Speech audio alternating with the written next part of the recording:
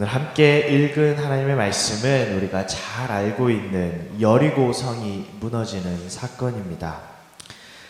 하나님은 여호수아라는 지도자를 통해 이스라엘 백성들이 하나님께서 약속하신 땅 가나안을 정복하게 하십니다.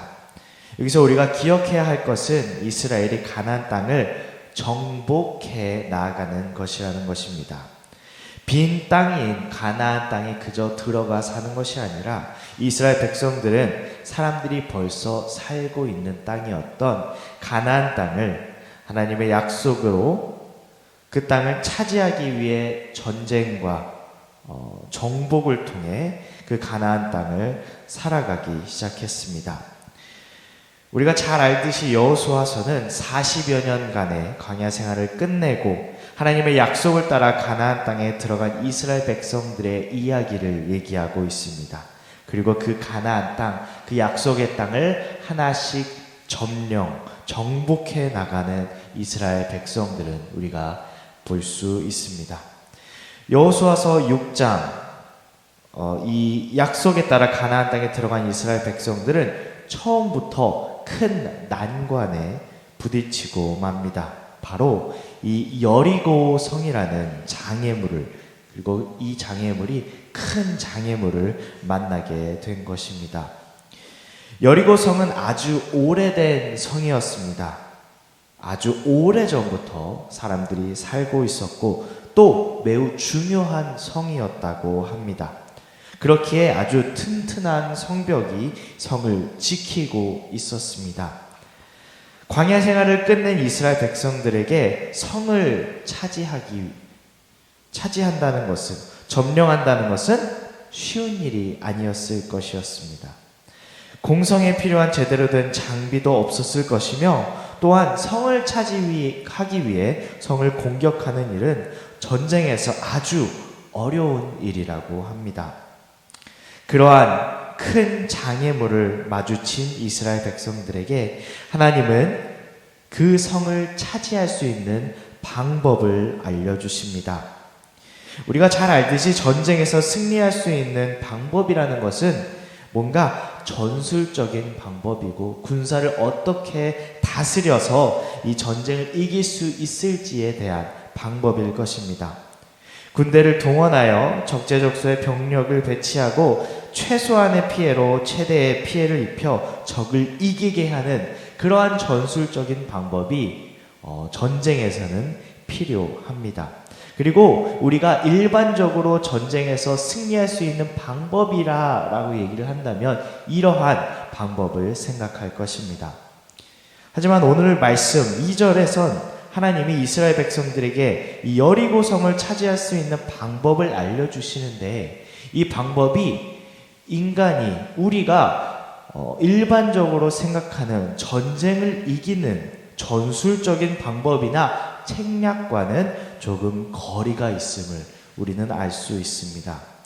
다시 말해 하나님이 이 이스라엘 백성들에게 그 전쟁을 이기는 방법을 알려주시는데 그 방법이 그 이스라엘 사람들의 생각과는, 우리의 생각과는 큰 차이가 있었다는 겁니다.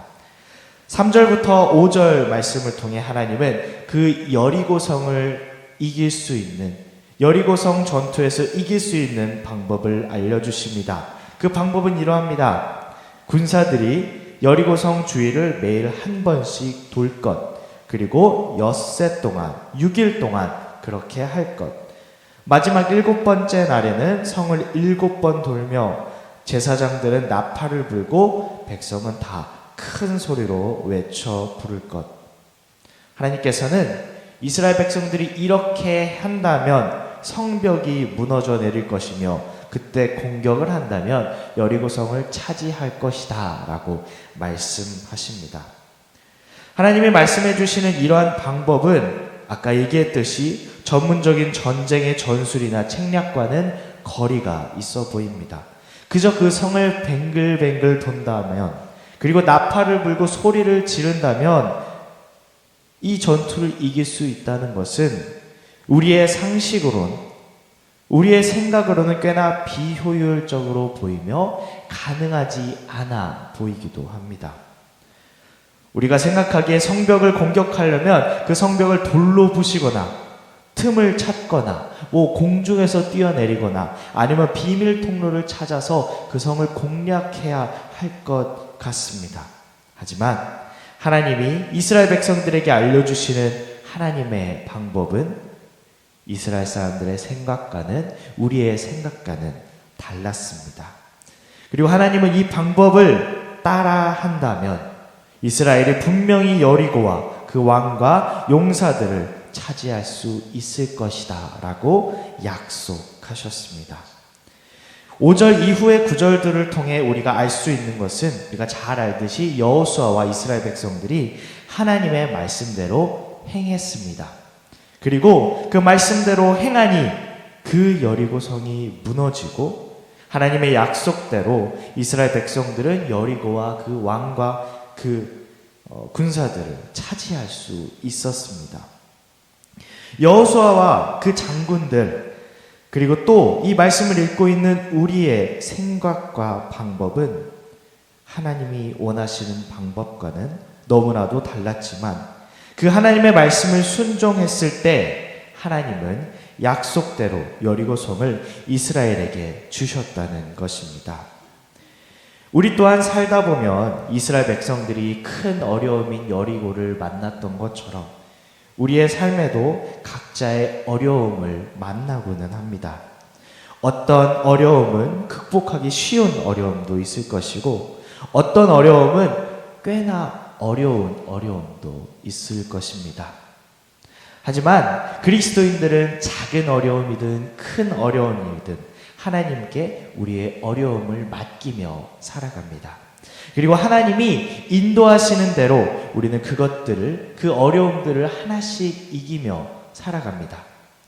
그런데 가끔은 하나님이 인도하시는 방법이, 하나님이 우리의 문제를 해결해 주시는 방법이 우리의 생각과 우리의 기대와 우리의 상식과는 조금 다를 때가 있는 것 같습니다. 하나님의 인도하심이 우리의 논리로는, 우리의 생각으로는 잘 이해가 되지 않을 때도 있는 것 같습니다.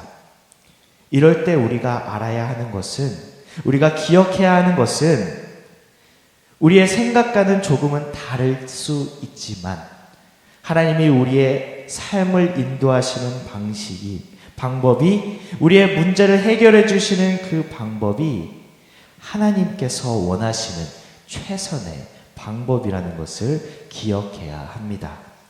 우리의 논리로는 이해할 수 없지만, 우리가 원하는 해결 방식은 아니지만 그것이 하나님께서 원하시고 그분께서 우리에게 가장 필요한 방법임을 아시고 우리를 인도하신다는 것을 기억해야 한다는 것입니다. 개인적으로 이러한 상황을 만나게 되면 마음이 참 힘든 것 같습니다. 어떤 어려움을 만났는데 하나님이 그 어려움을 극복하게 하시는 방법이 내가 전혀 생각하지 못했던 방법이고 내 머리로는 이해가 되지 않고 나의 상식으로는 너무나도 이해가 되지 않는 상황이라면 하나님을 믿고 하나님이 인도하실 것이라는 것을 믿지만 제 마음이 참 불안하고 걱정되고 정말 괜찮을까라는 염려가 되는 것이 현실인 것 같습니다. 쉽게 우리가 이해하고 우리가 모두 생각할 수 있는 방법으로 우리의 문제들을, 우리의 삶을 인도해 가신다면 우리 마음이 참 평안할 것 같은데 가끔은 하나님이 그렇게는 인도하시지 않을 때가 있습니다. 하나님은 왜 그렇다면 우리가 이해할 수 없는 방식으로 우리를 인도하시는 걸까요? 그 이는 사람이 한 일이 아니라 하나님이 하신 일이라는 걸 우리가 알게 하시기 위함입니다. 우리 6장 후반절 16절에 보면 이렇게 나옵니다. 제가 읽겠습니다. 7번째 제사장들이 나팔을 불 때 여호수아가 백성에게 이르되 외치라, 여호와께서 너희에게 이 성을 주셨느니라. 아멘. 이러한 일들이 일어난다면 사람의 생각으로는 이해할 수 없는 하나님의 방식으로 우리가 따르고 행했을 때 하나님이 놀라운 기적을 보여주신다면 인간은 하나님이 하셨다라고 고백할 수밖에 없습니다. 내가 한 것이 하나도 없음을 고백할 수 있다는 것입니다. 만약 하나님이 이스라엘 백성들에게 뭔가 전투적인 전술을 알려주셨다면, 책략을 알려주셨다면, 이스라엘 백성들은 자신들이 전쟁을 잘해서 이겼다고 착각할 수 있을 것 같습니다. 하지만 하나님의 방법을 통해 이스라엘 백성들은 자신이 했다고 착각할 수 없었으며 이 일이 오직 하나님께서 하신 일이라는 걸 고백할 수밖에 없었다는 것입니다. 사랑하는 성도 여러분, 우리의 하나님은 우리를 위해서 언제나 일하십니다. 하지만 우리는 너무 연약하여 하나님이 하신 일을 마치 우리가 한 것으로 착각할 때가 있습니다. 그래서 하나님께 감사와 찬양을 드리기보단 우리를 뽐내며 살아갈 때가 있습니다. 그렇기에 하나님은 자신의 방법으로 일하시는가 봅니다. 우리의 생각과 기대와는 완전히 다를 수 있지만 하나님은 하나님의 놀라우신 방법으로 우리를 인도하셔서 정말 하나님이 하셨다라고 고백을 할 수밖에 만드시는 것 같습니다. 그래서 하나님이 하셨다라는 고백을 할 수밖에 없게 만드시며 우리가 하나님께 겸손하고 감사함으로 살아갈 수밖에 없게 인도하시는 것 같습니다. 사랑하는 성도 여러분, 우리의 삶에서 이 여리고성과 같은 어려움을 겪는다면 우리는 하나님의 인도하심을 따라 살아가야 합니다. 하나님의 약속을 기억하고 신실하신 하나님 한 분만을 믿고 한 발자국 한 발자국 나아가야 합니다. 어려움을 헤쳐나갈 방법을 보여주시길 기도하고 또 그 방법을 따라 살아갈 수 있도록 우리는 기도해야 합니다. 하나님의 말씀을 순종하며 나아갈 때 하나님은 반드시 우리와 함께 하시고 그 어려움을 해결해 주실 것을 우리는 믿으며 살아가야 합니다. 우리가 믿음을 가지고 그 하나님을 의지하며 살아갈 때 하나님은 자신의 방법으로 우리의 어려움을 해결해 주실 것이며 정말 하나님이 하셨다라고 고백하게 우리를 만드실 것입니다. 오늘도 이 믿음 가지고 살아가시면서 정말 세상의 빛과 소금의 역할을 잘 감당하는 우리 모두가 되기를 간절히 기도합니다. 아멘. 기도하겠습니다.